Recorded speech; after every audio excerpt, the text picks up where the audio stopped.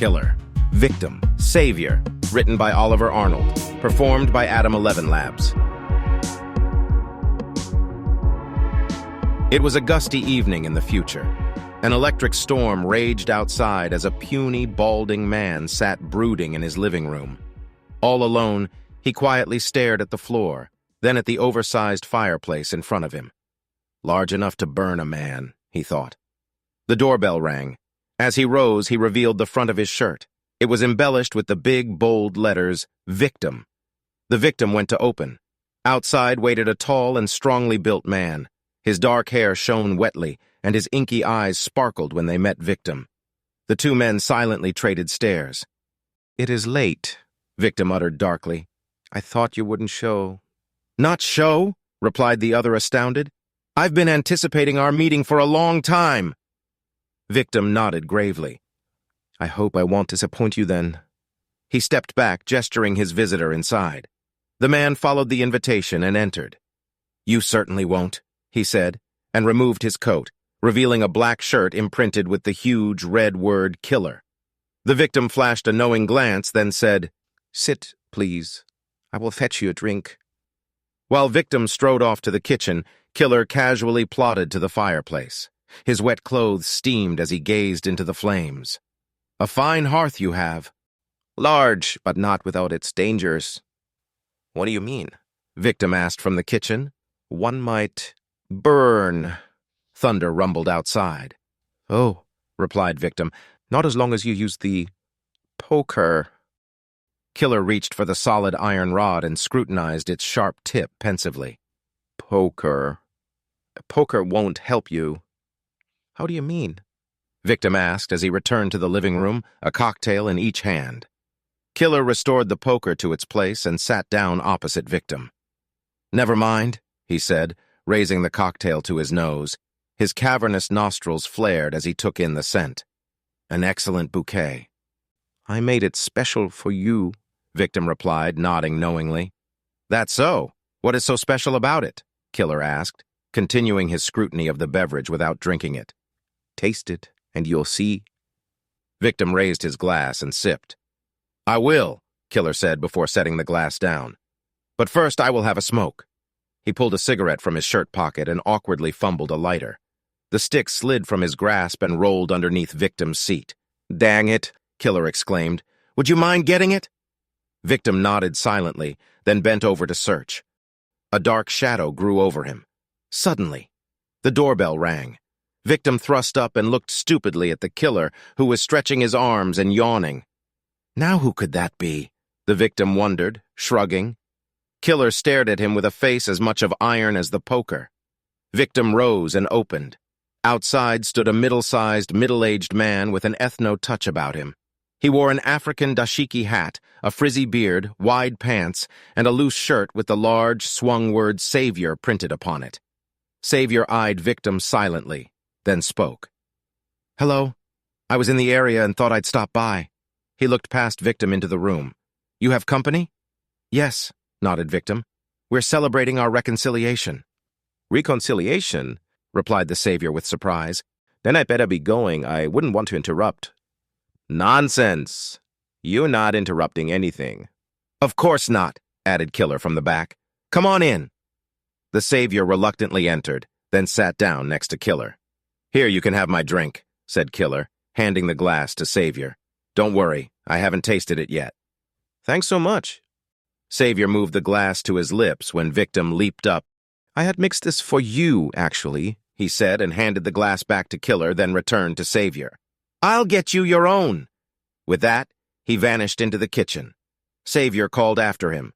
"Would you fetch an ashtray, please? Ideally that heavy stone ashtray I had brought you back from Africa." "Sure thing," it came from the other room. Killer eyed Savior's outfit with interest. "You've been to the Dark Continent?" he inquired. "Oh yes, often. I study ethnology and psychology. I get around." Killer nodded. Victim re-entered and handed Savior his beverage. "Here you go." Savior set the glass to his lips and immediately backed down. "Why is this fizzy? Is it carbonated?" "Ahem, yes," the victim said with a cough. "Sorry, I hate carbonated drinks. I cannot have this." I'm the one to be sorry. Victim stood up. I'll prepare you another. No need. Savior gestured Victim to sit back down. Perhaps later I'll have a smoke first. Killer cut in. He was still staring at Savior. Tell us more about your African adventures, he demanded, his eyes never leaving the man. Sure. I haven't just been to Africa, though, Savior explained. I've extensively traveled South America and the Caribbean for their occult rituals. A low, rumbling growl descended outside. Lightning struck. Voodoo, black magic, and the like? Interjected Killer casually. That's right. Curses, zombies, dark spirits, sacrifices. Thunder rolled, and there was a moment of silence.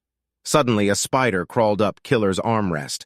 The dark man held his huge hand in its way and allowed the insect to crawl onto it, then lifted his arm to observe the animal closely. I hate spiders, he hissed, raising his other hand to crush the critter. The Savior shot up. Leave her alone! No, Killer said and pulled away. I want her to die! Savior quickly snatched the spider and then cautiously lifted it across the room to let it go. Killer was outraged. Are you crazy? That was my spider. He rose. It might be dangerous. Nonsense. It isn't venomous. I know these things. Besides, the spider has the same right to live as you and I. Right?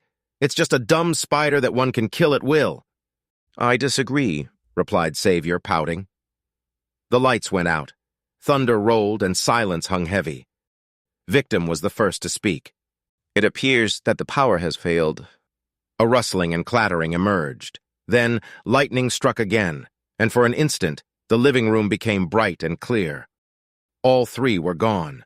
The room fell dark once more, and the swishing of motion returned momentarily before abruptly the lights came back on. Everybody was in their seats. I went to the bathroom. Me too! Same here. Another outage struck. Hectic scrambling, rumbling, and rattling. The lights reactivated. The spider now sat on Victim's shoulder, slowly crawling down his back. Savior broke the silence. What else is new? Not much, said Victim, scratching his back. All the while, Killer looked pensively at Savior. I've been thinking this whole time, haven't we met? I don't know. Possibly at a party or some such. No, I'd remember that. It must have been somewhere else.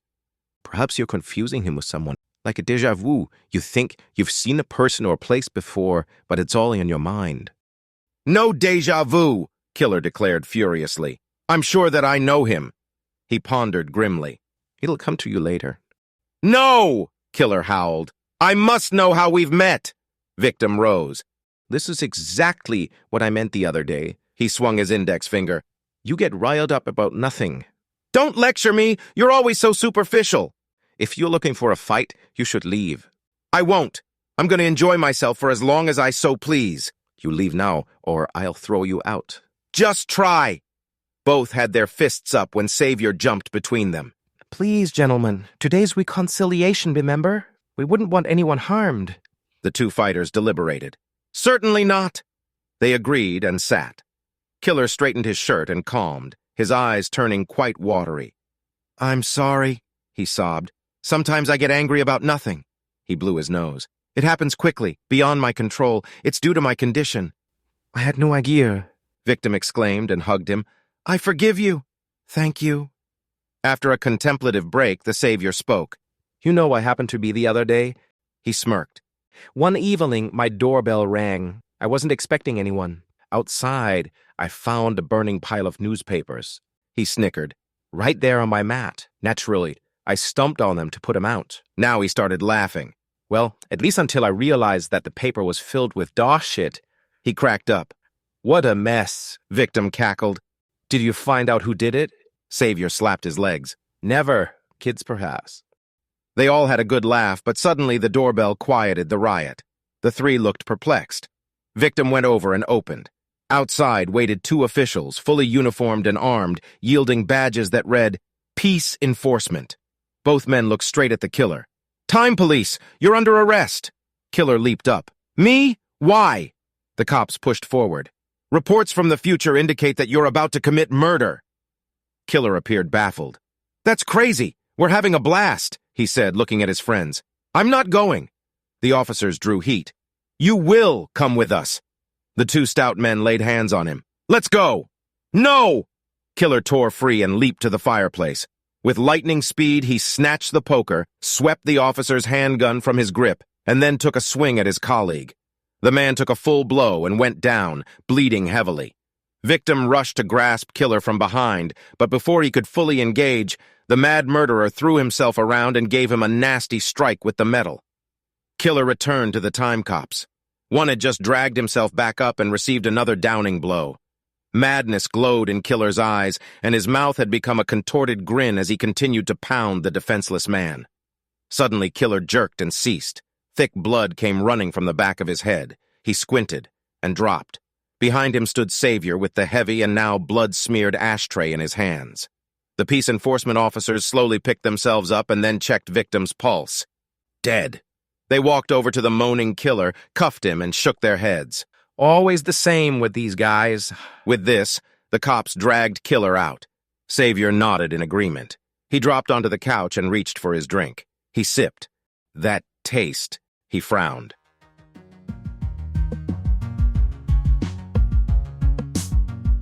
You've heard Killer Victim Savior by Oliver Arnold, read by Adam 11 Labs.